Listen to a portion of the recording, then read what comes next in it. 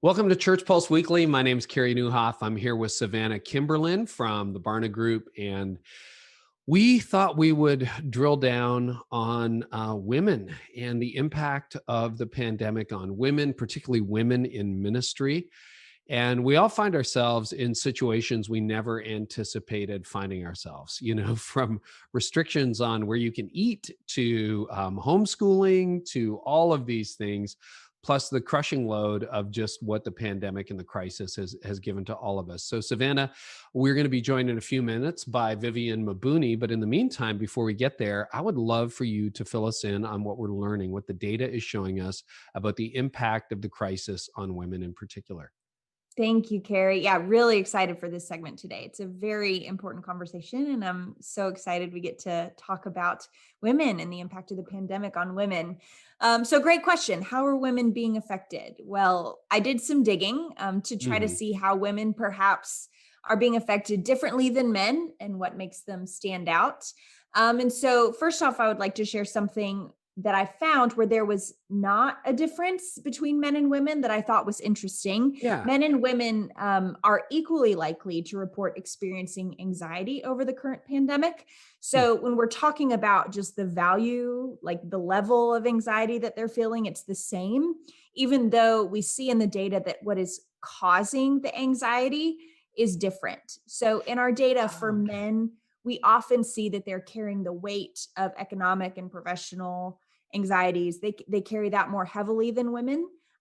So the anxieties that women are experiencing are different, but equally heavy for sure. So how are Um, they different? If men are thinking about vocational and economic, that's a fascinating insight. That the stress level is the same, but the stressors are different. So what would they be for women? Did the data show you what they were?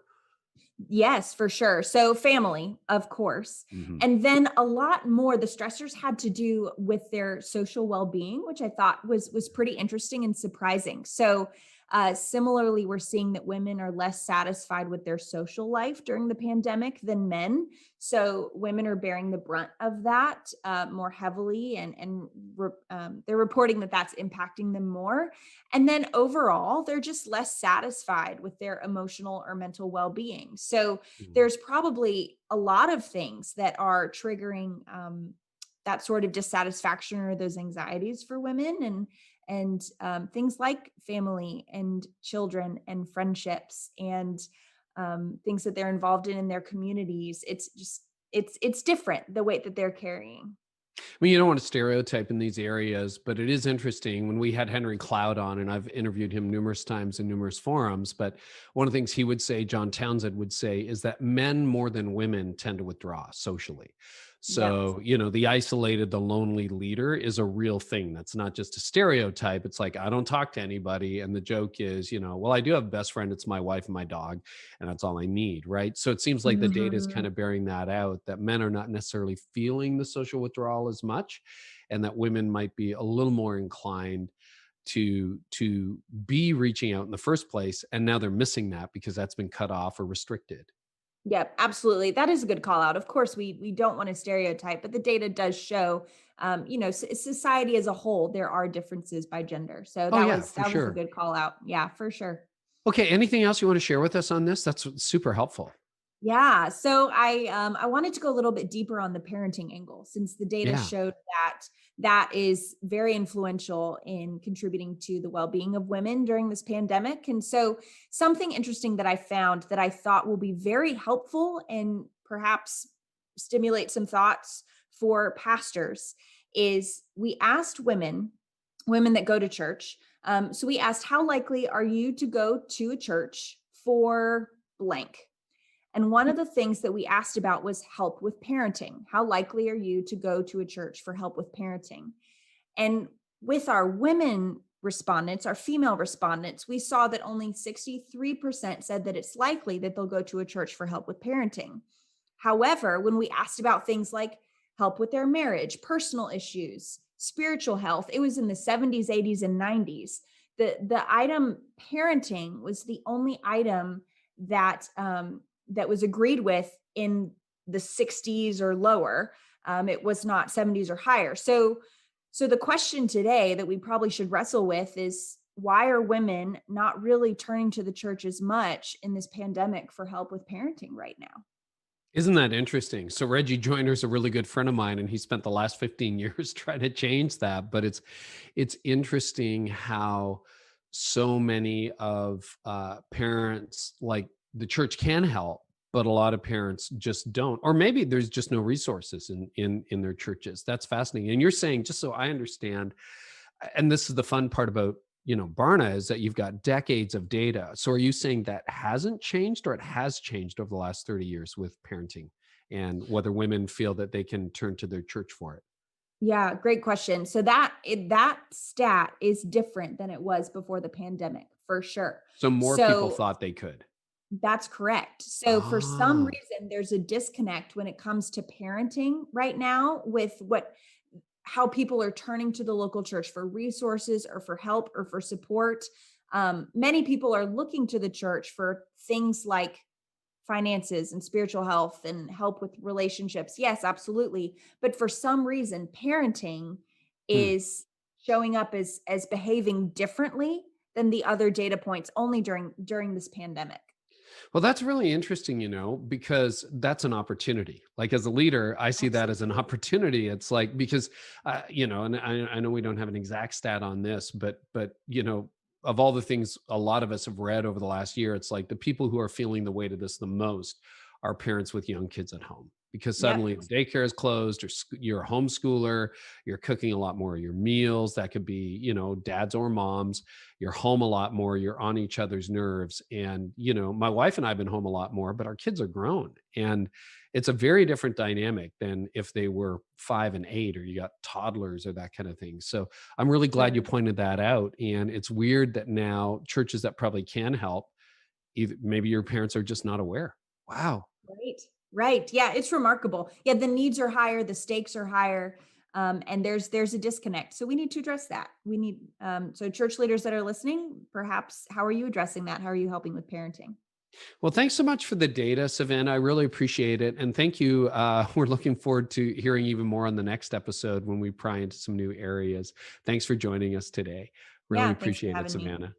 Well, Yeah. let's bring in our guest this week, Vivian Mabuni. And she's a national speaker and author, a Bible teacher, podcast host. She has spoken at large gatherings like the IF Gathering, Q Commons, and Biola University. She's got 32 years serving on staff with Cru, and she's currently working on her MA in Biblical Exposition at Talbot Theological Seminary, and serves on the Board of Trustees at Denver Theological Seminary. And you can connect with her on Twitter or Instagram, or just go to Vivian Mabuni. That's MABUNI.com. So, Vivian, come and join us. Welcome. It's so good to have you. And if you just take yourself off mute, we'll all be able to hear you. And yeah, so I trust you're able to hear what Savannah was sharing. I'd just love to get your reaction. Does any of that surprise you? What stood out? Oh, well, thank you for having me, Carrie. It's truly an honor. And I really appreciated what Savannah had to share. There's nothing that replaces actual facts and Hmm. data like that. And I think as I'm listening to what she's discovered, the complexity is real. And I Hmm. think what she's pointed out with specifically parents with young kids, I think what I have noticed in the last several months is that everyone, especially that one niche, but everyone is feeling so overwhelmed and completely discombobulated, confused. And some of it, I think, is due to the fact that we don't know where the finish line of this global pandemic lies. So if we knew that in 2 months' time, things would generally get back to normal, I think we could all muster up that last bit and push through. But because there's not clarity on that, I think there's a level of fatigue that's come with, I feel like it just ran a marathon and the finish line just moved up another 26 miles. And that part is so discouraging. Yeah, and I don't know what your take is on this, and everybody's different. This has become, Mark Sayers has been on this show, and he said all of a sudden local politics became much more interesting than it has in decades, because your Right. city, your county may be different than a lot of others. So where I am, you're California based, I'm Toronto based. Like, we are heading into a provincial lockdown that is pretty much as strict as it was back when this whole pandemic started. And so you think you're out of it, and then you're like, oh no, we're back again, right? So there's been a bunch of false finish lines. So the kids are Mm-hmm. back in school, now they're back at home. The grocery Right. store was open, now you got to line up again. That is a factor, isn't it? Yeah, yeah, and I think it's wearing on all of us. And I think as we crawl into the finish line of 2020, it's not necessarily this hopeful, even with the vaccine, I think there's still Yeah. this level of fatigue. And I'm also a cancer survivor. And what I Right. realized through that experience was that I think people have an emotional sponge that just gets filled, and then they are unable to take in anymore. And I feel like collectively as a people, we are just maxed out. And so the events that keep happening, all of these tidal waves of um, bad news over and over, the reopening, closing, reopening, I think we are maxed out, and we just are unable to take any more in. So on the road, on the few times that I drive, I'm noticing that drivers are a lot more on edge than before. And that could be just Southern California, but I think that's indicative of the fact that people are really at a point where they cannot take anymore. I think your emotional sponge analogy is interesting. It resonates, Vivian. Thinking back to when you had cancer, what was that like? When did you sense that your emotional sponge, like I just can't take anymore, or what was that like for you in that journey, in that moment? It's interesting because being in ministry, I feel like Yeah, I have engaged on heavy emotional situations throughout my time in ministry. But when dealing with cancer, what I found was I didn't have capacity to be compassionate anymore. And so during my cancer journey, I remember there was some large earthquake in some part of the country, and I was unable, found myself almost numbed out, like I couldn't engage with what was going on. And that I realized was because it was taking everything in me just to get through each day, each appointment, each chemo treatment. And so I have this real burden for the church and for yeah, women in ministry, in that with that level of exhaustion, this is the time we need to give each other grace and to give ourselves grace, because we have never been in a situation like this before. hmm, And I think that it's not so much reflective that we are cold-blooded and uncaring people. It's when we are so pressed on every direction that we really um, tend to shut down. And so I find it fascinating that parents may not turn to the church necessarily. I wonder if they're just, their sponges maxed out and they're just trying to make it through each day. And it's so hard. Like even through cancer, it's hard if people say, oh, just call me if you need anything.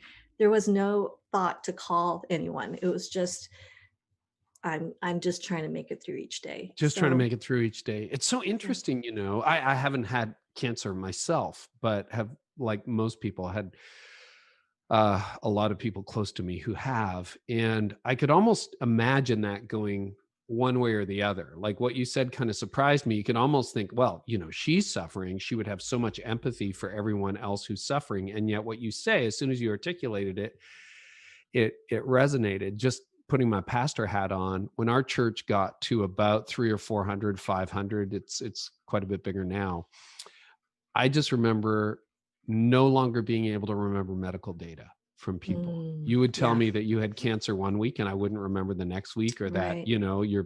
your brother was in the hospital, or your parent was sick, or, and then eventually it's like you forgot that somebody's dad died or something like that. Like, but Yeah, I felt that full sponge thing. It wasn't that I didn't care. It's just I didn't know how to have the capacity to care, right. because I don't know that I was designed to intake that much information that was Yes. painful. Is that what you're talking about? That's Like, I'm exactly, yeah. okay. And I think the inability, especially during COVID, to grieve well has been removed. So for all of the type of grief that we're walking through, for Yeah. the graduations that didn't happen and the Mm. weddings that are either postponed or are reduced to just a handful of people, to all of the deaths and the inability to grieve and hug one another and say goodbye well, and all of those things. I think that those all collectively add up. So I think we are, as a people group,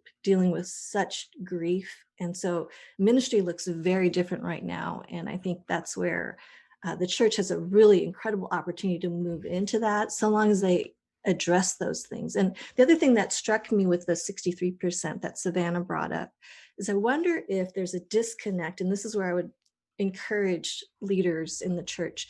I wonder if there's a disconnect specifically with parenting, because in addition to COVID, there's also so much political nationwide turmoil that I don't think the church has really been addressing in a way that's helpful for parents to be able to transfer information to their children.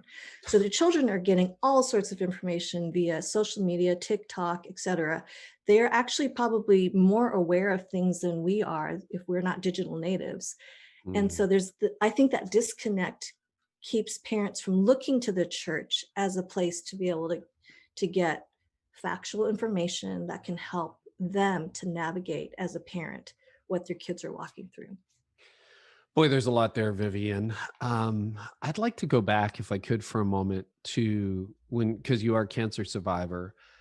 And what you said was so true. It's not just what is wrong, it's also what you didn't get to do, the graduation that didn't happen, the person you didn't get to see, the celebration, well, I can't jump on a plane right now, so I can't see, people for Thanksgiving or Christmas or all of those things that just didn't happen.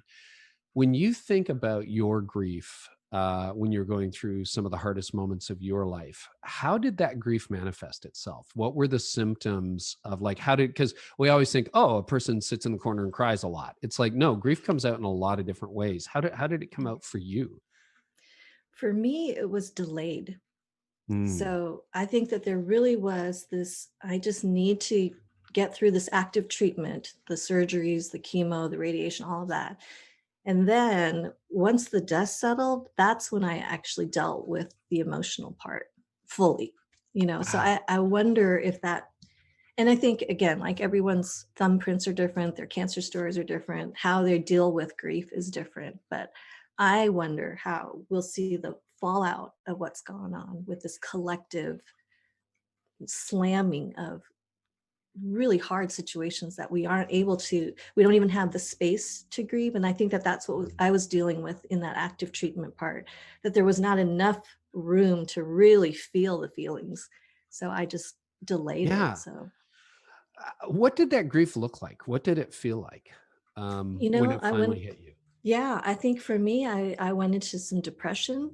I, went back to therapy. I needed someone to help me untangle those emotions. My friends who are therapists right now are slammed. It's not only that they can't take new clients, their previous clients are coming back saying, help me in this right now, because, whether it's my marriage or just my own mental health, it's really been significant. So that is telling to me as well, that even previous clients are looking to reconnect with their therapists again. I think one of the things that really surprised me, because you have these images of what grief should be or what it is, but I went through a really tough season of loss 3 or 4 years ago, where just a lot of people close to me died, all unrelated. Mm. And what shocked me was how tired I was. And when I actually talked to medical professionals and therapists, I learned that fatigue is actually sometimes a symptom of grief. And I'm like, Wow. oh, that's what I'm doing. I'm grieving. Like, it Yeah. didn't feel like grief. I just felt exhausted and listless. Mm. You sometimes see difference, like signs of grief, or people being agitated in traffic, or I've noticed Mhm. in December, people who are normally pretty good are just really rattled, angry, and demanding. And I'm like, Yeah. okay, Yeah. so it's all that, right? Exactly. Mm. Exactly. And that, again, I think speaks to, if parents are feeling that, I don't think Yeah. they're necessarily going to turn to the church, because they may not even know that they don't know. They Right. just might be in that space where they really are just exhausted and they just can't wait to hit the pillow. And then they have trouble sleeping because of all the anxiety. So it's just this really horrendous cycle. And there's just not again, that finish line is so key. So there's something to be said about recovery time and what that looks like, and how much of life is so mental. So when we are able to at least know, it's that example, I don't know if you've heard of this before, Carrie, that they did with the rats that were swimming. And so rats No, go could ahead. swim in a metal container that didn't have any walls where they could climb out. And after a certain amount of time, they just die of exhaustion and they would drown. But if you were to take a stick and put it into the water for a brief moment, the rat could live for so much longer because they had that bit of hope. And so I wonder if that's the same sense of like, if I can have a little bit of hope, I can keep hanging on. And Hmm. that's where I'd love to connect the gospel there, because truly we understand Jesus is our hope. But I think that this is taking it to a whole nother level where in first world countries, especially, we've never suffered or walked through the level of pain that we are currently going through. It's such a good observation. And Voskamp had a recent post that simply said, "Hope actually is a strategy." Mm, And I thought, yeah. Ann, I'll give you kudos for that one. It is. What is the hope? What is the stick in our Mm. little, pool that we're swimming around in right now? Well, without it being hyper spiritual, I do believe that Jesus is our hope. Yes. And Yeah. he, I think what this pandemic has done is it's stripped away so many of the things that we cling to for Right. security. And so we're presented with an opportunity to see him anew, to seek him anew in our circumstances. The interesting part, though, and I think especially speaking to leaders and people in vocational Christian work, we are the ones that are most in need of that fresh faith. And especially as dispensers of wisdom or whatever people are looking to us to give, nothing can replace um, our simplicity and purity of devotion to Christ. Mm. So I guess that would be the main stick, and exactly along with that would be the importance of relationship and community. And as best as we can, because God hardwired us, nothing replaces in person. But I think as the church, capital C, and as leaders in the church, any way that we can foster connection during this time is a lifeline. That is also part of the stick. So I think it's a both and. No, I think that's really good. And I don't take the gospel lightly. I think that's a perfect answer for a time like this. I would agree with you 100%. And maybe the finish line is a false hope, right? Like Right. there's a whole lot of false hopes out there. And it's like, oh, it's going to be over with the vaccine. Well, I think we're all seeing that, okay, yeah, the vaccine's going to be a solution, but it's not like you're going to wake up one morning, all the lights will be back on and everything's Right. normal, right? We're Right. not moving into that world from what we can tell. You mentioned social connection. So it's been really hard for churches. Some churches are not meeting again after meeting. And, Mhm. we talked at length on this podcast about long-term attendance trends, which were not encouraging pre-pandemic. Mm. Um, and I want to drill down with you because you have a lot of experience working, particularly with women in leadership. And Savannah shared some of that with the data as well. That men are processing their stress differently, but for women, some of it seems to be, yeah, my stress is from the fact that I can't be connected.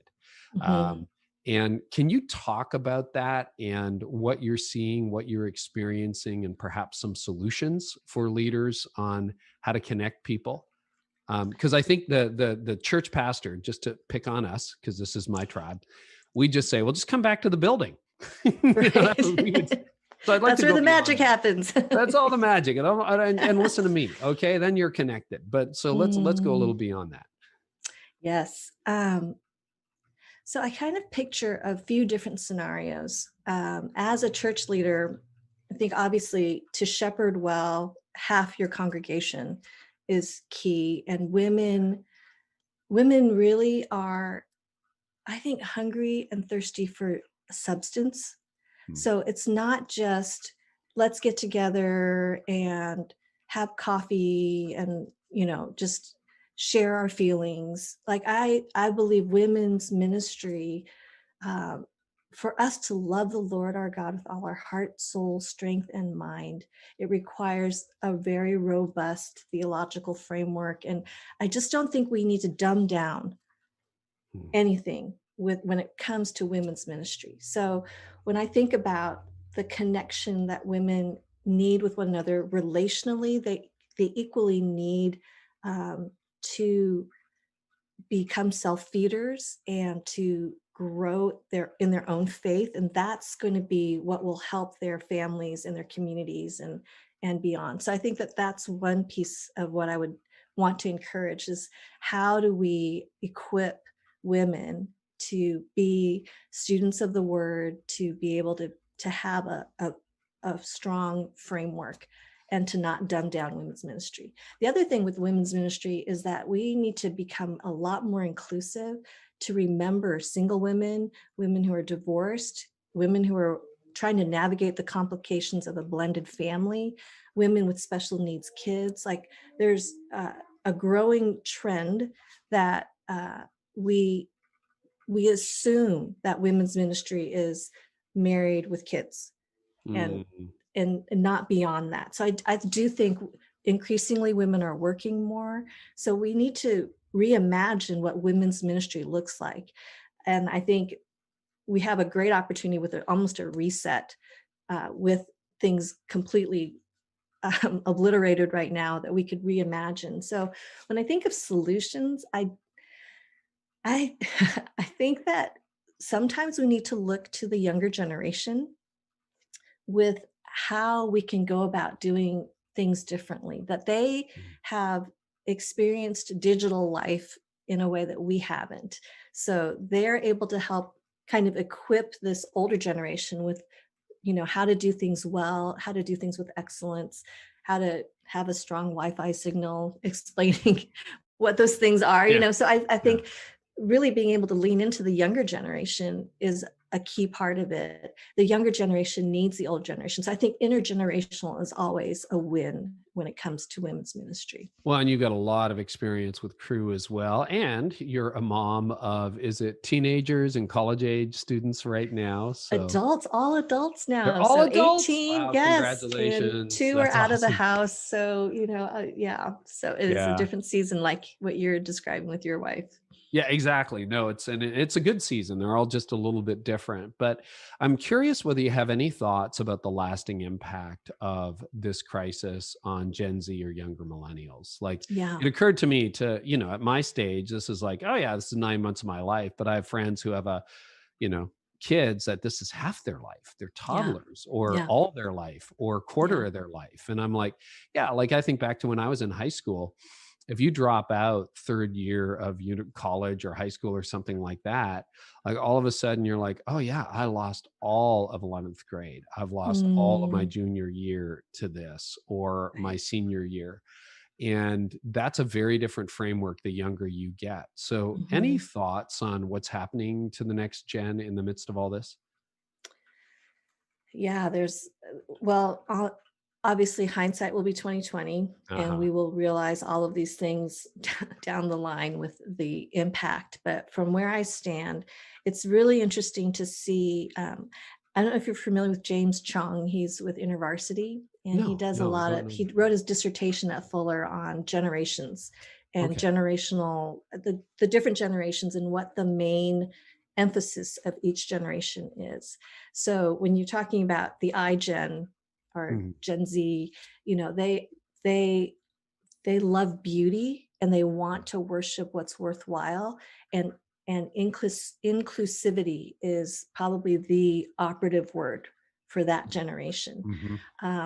So when I think about parenting this next generation, they are aware of things that in some ways they grow up too fast, in my opinion, because they're exposed to so much, but they're also so smart. And because they're all interconnected, they actually may be able to solve a lot of the problems of the world. I have great hope in this next generation. But it's easy for them to throw the baby out with the bathwater Right. And so I think the biggest challenge for the church right now, for pastors, is to not lose this generation, because they're not seeing the church as relevant anymore because of the um, the the their inability to have what their lived experiences addressed in a way that's thoughtful, helpful, and biblical. Yeah. And I think that that's where this is where parenting, again, with this generation, um, the church has become increasingly irrelevant in that regard. And so I'm seeing that pull where this younger generation is increasingly biblically illiterate, and also their value is that of this wonder and beauty and inclusivity, which I think is reflective of who God is too, in terms of his grand design. But when we are talking about people being made in the image of God, Imago Dei, and then to have the church not address some of those things, I think that this younger generation sees that as a hypocrisy of sorts. Like, Yeah. does that make sense what I'm It talking makes a about? lot of sense. What you're connecting a few dots in my mind anyway. So this is part commentary, part question. So just feel to agree, disagree, whatever. But we're talking about women in the next generation. You said something interesting. You said that sometimes the dialogue between parents and children might be different because the kids are getting their information on their devices from TikTok or YouTube or whatever. And there is that thing that when I grew up, if you had a question, you asked your parents, right? It's Right. like, because you don't really have any other options, or nobody wants to crack that Encyclopedia Britannica sitting on the shelf. Nobody reads that. So you ask your mom and dad or your grandparent or a neighbor or a teacher. And of course Yeah. that's shifted now that everybody has their own device. So that creates a divide. But I wonder if that's also happening in the church, to the extent that, well, we don't need you, pastor, because we have other pastors and other leaders and other Mm, sources. And then the other thought, when it comes to women's ministry, and feel free to agree or disagree with this, but I've spent a lot of time intentionally getting to know some of the women in leadership these days, from Beth Moore through to Jenny Allen. I know you spoke at a mhm. gathering, to Lisa Turkhurst, Annie F. Downs, Ann Voskamp, just to name a few, all of whom, or many of whom, have been or will be on this show as well. And one of the things that strikes me as a common bond in their story is they were not allowed to lead in the church. They Mhm. felt called. And Yeah. so they built this ministry, which Yeah. in many cases dwarfs what most men are doing. I mean, That's if you right. look at their tribe and their audience, it's Yeah. insanely large and devoted. And these are women who love the church. They're not Yes. critics of the Yeah. church. They love the church, but I don't want to put words in their mouth. They weren't welcome always the way that perhaps a male leader would be welcomed. And so Yes. all this influence has now shifted outside the church. I'm Mhm. just wondering if that is a factor, as pastors think about what's next and how do we influence women? How do we influence the next gen? Yeah. One has their devices, the others have devices, but also it's like, no, we were told we weren't welcome. I'm just Right. curious if you have any thoughts on that, and feel free to disagree. Yeah, no, I am nodding. So for the podcast listeners, I'm nodding. What's fascinating to me is you're talking about a couple different things. One of the things is credibility, and Mm. whether or not a pastor is credible in their home church, in the local church. And what's fascinating to me as I'm listening to James Chong talk about the generations, this iGen generation is so focused on beauty. That's why Alabaster Bible is so popular, and these creative journals where you can do art on the Bible pages or whatever. But this sense of beauty. So really, a website is credible if it looks right. It's not the content. Mm. And so when churches use outdated fonts on their bulletin boards, it's Comic it's Sans? like Like, what? fonts, like the No, I type know. of Sorry, I was a comic comics. sans. Comics. So, Exactly. yeah, So papyrus. Okay. papyrus, Yeah, exactly. there you go. So I think what these women have done that you just described, Beth and Yeah. Jenny and Annie and all those people, they've really been able to capture something that women are proud of.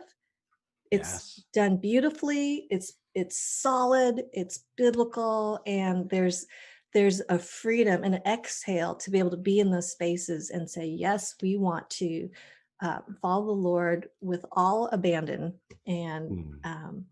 and it's done in a way that's reflective of the things that I value and love. That's a really good thing, and that is not foreign. I mean, you can argue about the Enlightenment, but the whole idea of medieval times and Renaissance, it was very much a visual culture in large Mhm. measure because people were not literate, they couldn't read to that level, and so the gospel has always lived in art Mm. in different forms. So, any other thoughts as we kind of wind down today, and then we want to connect leaders with where they can find you online as well. Sure. I first of all, I just want to say that as an Asian American woman, I love that this conversation was not about my Asian American experience.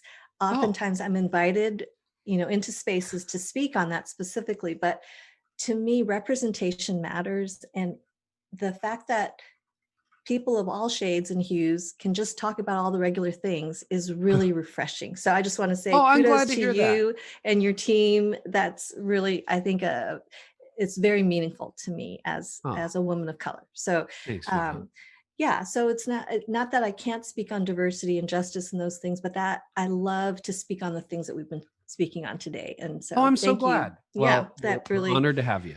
yeah. And so that would be one thing. And I just think the other thing is that I have great hope in this Mhm. next generation. I also think that the way that the trend will go is that it'll go back to what the boomers, just as a result of us going so much into the beauty and stuff, we have to return back into some truth, into some absolute truths again. So that's kind of where the cycle will eventually Yes. take us again. There's nothing new under the sun. Hmm. And so I think as leaders, the more we can know the times and understand the specifics of what's going on in the culture, I think the biggest challenge right now for young women and for the youth is they're looking to leaders who are going to be um, willing to engage in the harder conversations so that the church is relevant again. Um, Ah, and to be looked to honestly as the type of trusted authority to ask questions to.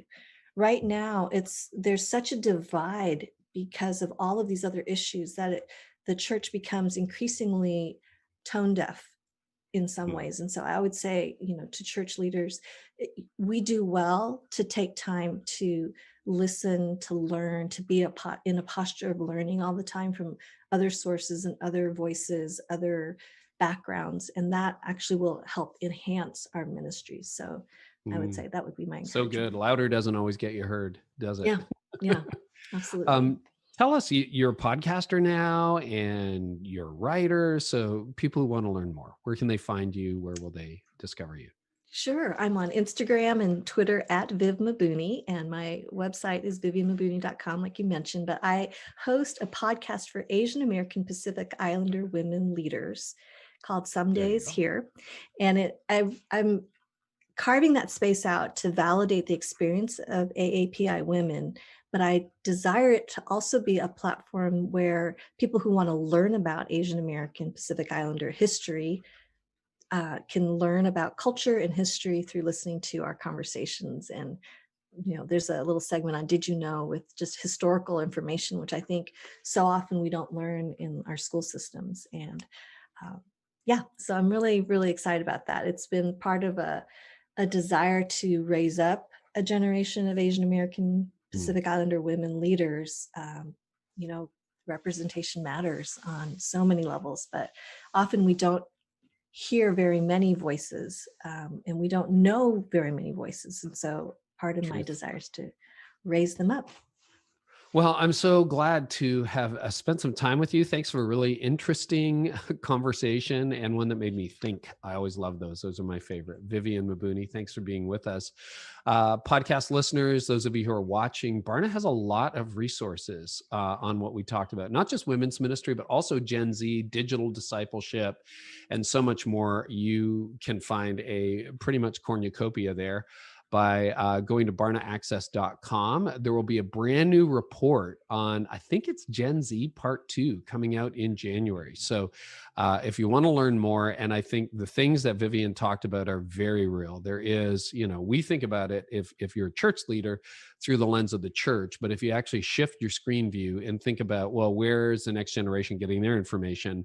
Where are women actually connecting? A lot of that conversation happens outside the church. And so I see that as a real opportunity, even more than an obstacle. So thanks so much for joining us today on Church Pulse Weekly. We have a fresh episode coming up next time with Rich Velotis.